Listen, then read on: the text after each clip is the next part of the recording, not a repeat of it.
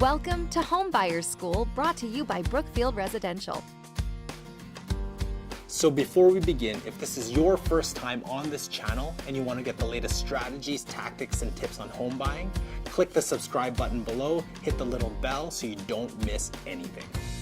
Hi everyone, and welcome to another edition of Home Buyer School. Today I'm joined by Eddy D'Ambrosio, a real estate agent with Remax Elite.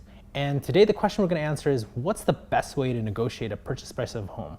So Eddy, this is a big question a lot of people want to know is, how do I negotiate down that purchase price? Yeah, that's a great question. I think a lot of every buyer wants the best deal, right? So everyone's trying to get the best deal they can, and strategy is the key here. So when I talk to my clients about this, kind of the first step in this process of getting the best deal is understanding fair market value or current market value of the property that you're looking at. From that point, once you understand what similar properties are selling for, then you can formulate a good strategy to go about getting your home for the low end of that spectrum.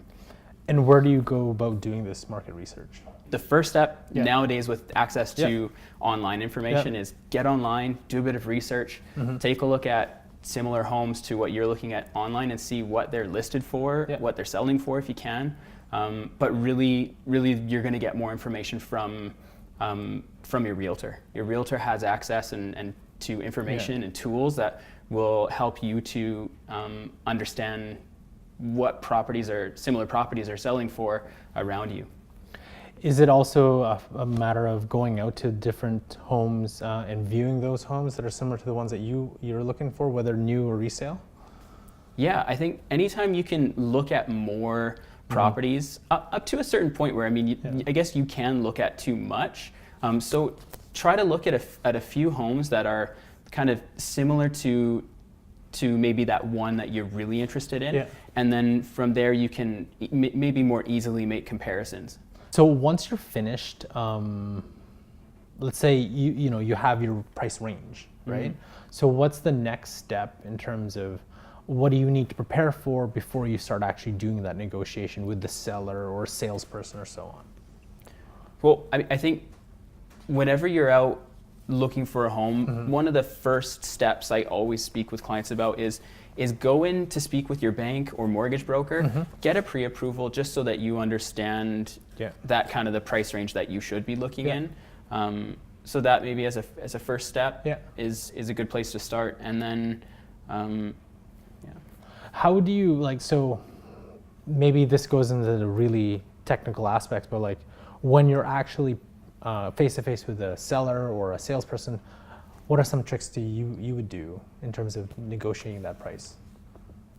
Just like presenting a price? Be like, well, I don't like that price, so I'm going to go with this much, right?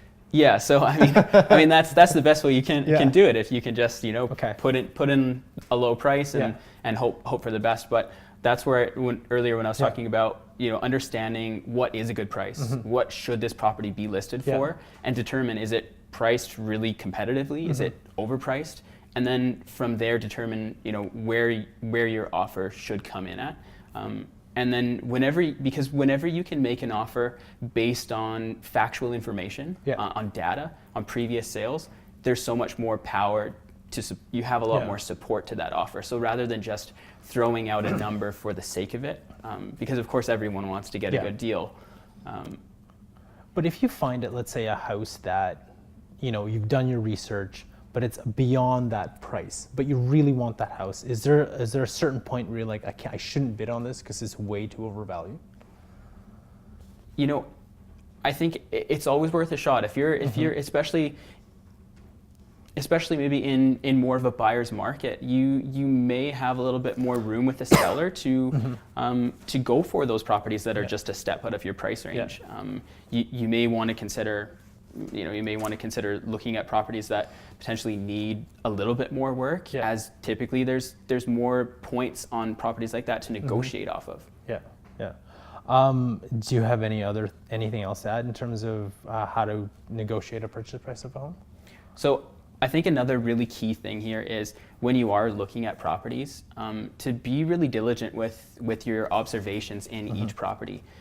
because it's through those tours of the home where you'll really be able to take down a list of those items that that are going to factor into the purchase price of the home. So that might be the condition of the property, the amount of work still needed in the home, how current or dated is that property, because these are the things that are really going to help you to negotiate that purchase price, especially if you notice that there's a new furnace needed and a new roof is needed on that property pretty soon.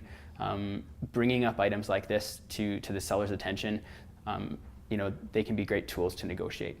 Awesome. Well, thank you very much, Eddy. Thank you very much, everyone, for joining us, and we'll catch you next time. That's another edition of Homebuyer School. Tune in next time for more expert tips and tricks. And visit homebuyersschool.ca to bring you one step closer to finding your dream home.